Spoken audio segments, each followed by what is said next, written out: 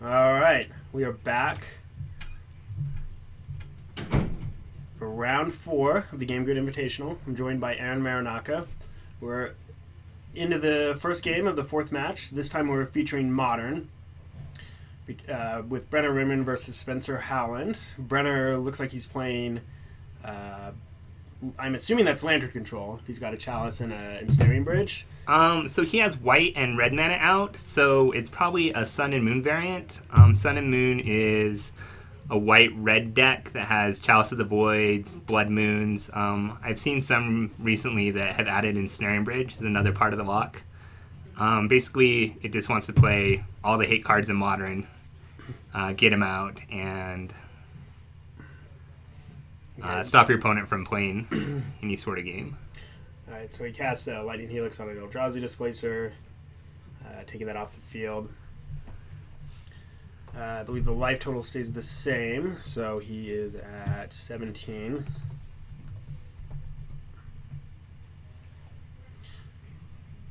Spencer got, looks like a pretty fast Drowner of Hope.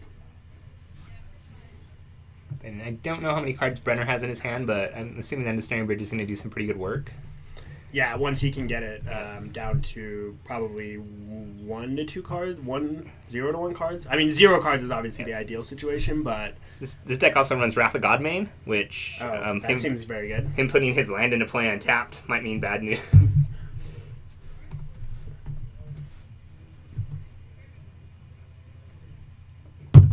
4 mana. The new Chandra. Yeah, Chandra, Torch of Defiance. Usually this deck runs a suite of Planeswalkers. Usually has 4 Nahiri, a couple Chandra, and sometimes a Johnny Vengeance as well. All the good 4 mana red and white Planeswalkers.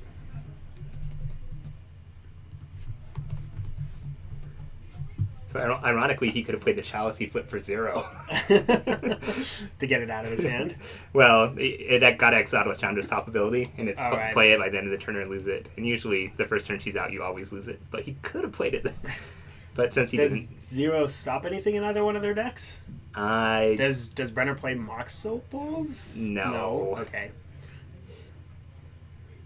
So it looks like he has less than 5 cards. Yeah, so that Drowner of Hope is sad. And Spencer's just going for the Dome, not attacking the Planeswalker. I mean, this is... I think Ensnaring Bridge lines up very well versus Bant Eldrazi, since classically one of Bant Eldrazi can only win by attacking. Right? We can't deal any sort of direct damage. Right.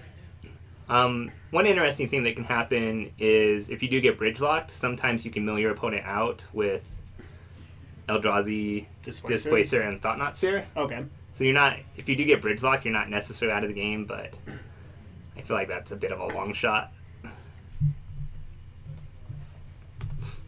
What are... I guess he has the Planeswalkers are his win conditions, primarily. Yeah, the Planeswalkers are primarily his win condition. Ideally, you want to get a Nahiri down, plus it twice. The deck generally runs 1 Emrakul, but I'm assuming this variant with the Ensnaring Bridge might not. He might not even have Nahiris. He might just have, value 4 mana Planeswalkers. Yeah, because traditionally, you run Nahiri and up it to Emrakul, but that doesn't seem very great when you have Ensnaring Bridge in your deck. Does Spencer game 1 have any answers to an Ensnaring Bridge? He has 4 Noble Hierarch that can attack pass and get Trigger the Exalted. Yeah. That's the only thing I can think of that these deck lists usually run. But there's a Chalice on 1, so even that. Oh no, he knew. Yep. He knew that his only way to win was Noble Hierarch. I'm guessing the only other 1 mana spell Spencer has is Path to Exile. They have paths, right? Yeah, they generally run 4 Path to Exile main, and then 4 Noble Hierarch. Okay. So I think Spencer's in a bit of trouble this game. Well, it looks like another Lightning Helix got pointed at the Sky Spawner. Cutting his clock down, taking another card out of his hand. Brenner's down to Is that one card in his hand? I think so. So timely reinforcements. Oh, Huh. It's interesting. That's main deck. I believe I played timely reinforcements main deck in a standard deck back when it was standard legal. I don't remember those times. But he is able to trigger both halves of it, which is great. So he gets 3 My Little Pony tokens, I think.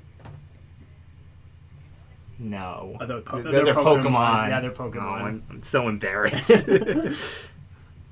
Either way, little mythical woodland creatures or something in our game of Magic: The Gathering. Yeah, I'm not sure there's much Spencer can do to get out of this game 1. Yeah, I don't think if he has an answer to the Ensnaring Bridge, he's going to be able to do anything to win the game. So how much merit is there for Spencer just to concede at this point? I probably wouldn't concede yet, just because I'd want to see what his win condition is. Is it possible he has Pride Mage in his deck? No. Okay. Well, it's possible. Just not likely. Yeah. I mean, and he still could Thought-Knot Seer deck his opponent with Displacer, so... Okay. I mean, I would not concede yet. I'd want to see what his win condition is. I'd also... I guess maybe get a little more information from Yeah. just cards he's playing in his deck. Because, like, for example, he showed a timely reinforcements. Although I don't think is the Bant deck you can do anything about playing around timely reinforcements. No. We have some pain lands.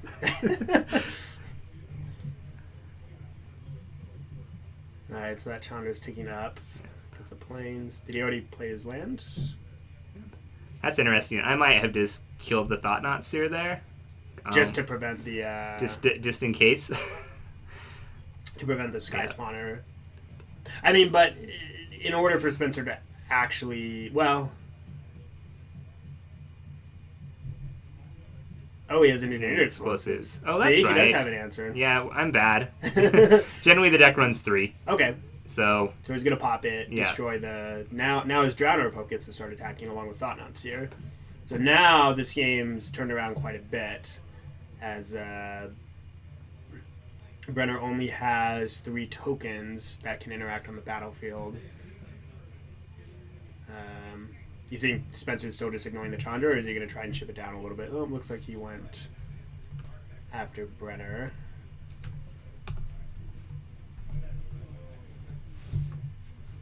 yeah, I forgot that Eldrazi runs 3 engineered explosives main. Okay. Yeah, Alright. so now we know. All right. No one's Here half the I was battle. trying to speculate on cards that he could have. And Yeah, I'm glad he didn't concede when he said he should concede, Drew. He did actually finally decide to kill the Thought-Knot Seer with the Chandra, like Yeah. you were suggesting, but now it's more because his life total is under pressure.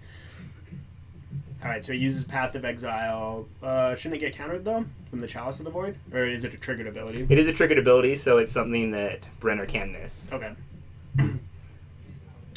But he's actually, even though his Ensnaring Bridge got destroyed, I think he's in a pretty good spot now, because he managed to destroy the 2 major threats. And all Spencer has is 2 1/1s versus a 2/2 that he hard cast, the Simian Spirit Guard, and 2 other soldiers, and 2 planeswalkers that are online. And I don't think Spencer has an answer to those currently. Nope. A few things make me happier than a hardcast Simian Spirit guy. Either things are going well or poorly for you. Alright. Now Spencer can sack Scions to tap it down, so his 1/1s. so his 1/1s can attack. For not much gain. I doubt Spencer's going to do that. He's probably just going to go ahead and pass the turn. Yeah, not this turn. Maybe, yeah. He's still pretty far behind. Yeah, he's just going to pass. Brenner is going to get to tick up both of his Eldrazi. Discards an Anger of the Gods. That seems reasonable. And then, yeah, pluses the Chandra. It's a Wrath of God. Now, so basically he's just trading his creatures for Spencer's creatures, which is a decent trade, right? Yeah, I don't mind that at all. He has 2 Planeswalkers. The only trouble is the Spencer top deck's Reality Smasher. That's a good point. But the Reality Smasher would have been able to get through and probably kill one of the Planeswalkers anyways. Right. Yeah, that's true, because the Scion can always tap down blockers too, and it has trample. All right, we got another Simian Spirit Guide. Go, Spirit Guide, go! Lightning Helix to take out the Sky Spawner.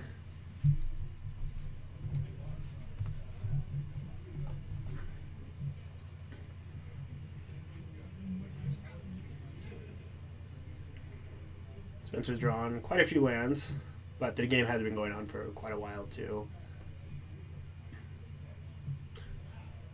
Alright, nope. Blood Moon is actually pretty good here, right? It means that Spencer's going to have kind of a hard time casting some of his cards. He can still cast, like, the colorless Eldrazi, right? Blood Moon is very good versus the Eldrazi deck. The trouble is it since everything's a mountain, you often can't get colorless. So Spencer top decks the best card versus Blood Moon, which is a Pristine Talisman. They run 2 in the deck, and it's almost exclusively as an anti-Blood Moon measure. Fair enough. Because it does tap for colorless, so even if you're stuck under the Blood Moon, you can still cast on Utzios and Reality Smashers. Yep. But he still has the luring threat of a Nahiri ultimate, and I guess we may find out if Brenner has Emrakul in his deck or not. He just discarded it to Nahiri, I think, and reshuffled. Or maybe not. Well, that's his exiled power, that's right? Yeah, so I think he discarded it to his Nahiri, then reshuffled on his turn. So he does have it. Clearly signaling that he's going to end the game very quickly. As Spencer has no way to pressure either of those Planeswalkers with only a 1/1 versus the Simian Spirit Guide. Reality Smasher may buy him a turn or two, I think.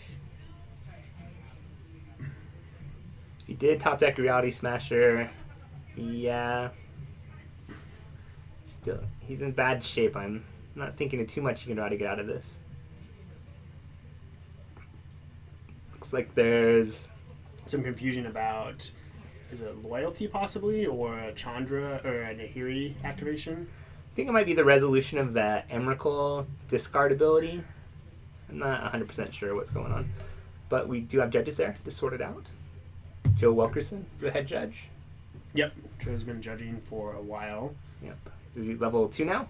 He's been level 2 for a while. Yep. Also a very good player in his own right. Looks like things are getting sorted out. I see a lot of hand movements. So after sideboard, do you think the red-white deck is still... It seems to me like the red-white deck's probably favored in this matchup. Having Planeswalkers, Wrath of Gods, Ensnaring Bridges... Yeah, I think the Ensnaring Bridges help as well. And Blood Moon as well. So it seems like he has a lot of really powerful cards just in general against Eldrazi. Yeah, it's very good versus creature-based decks. The Eldrazi deck... sometimes they don't even run targeted artifact removal. Sometimes they just rely on Stony Silence. It'd be interesting to see what Spencer has in his sideboard that can get rid of an Ensnaring Bridge. Do you think he has any just generic counter spells called Negate possibly in his sideboard? They usually have Stubborn Denial. Oh, okay. That's a good one. Yeah, they usually run a few Stubborn Denial. So that's something... Even the Force Spike modes might be good to snipe a bridge. Can it hit bridge? Yeah, it's non-creature. All right. I can remember if it was non-creature or instant or sorcery. Yeah, it's non-creature. I believe we have a concession. I'm guessing that was Spencer conceding, not wanting to draw that game out anymore.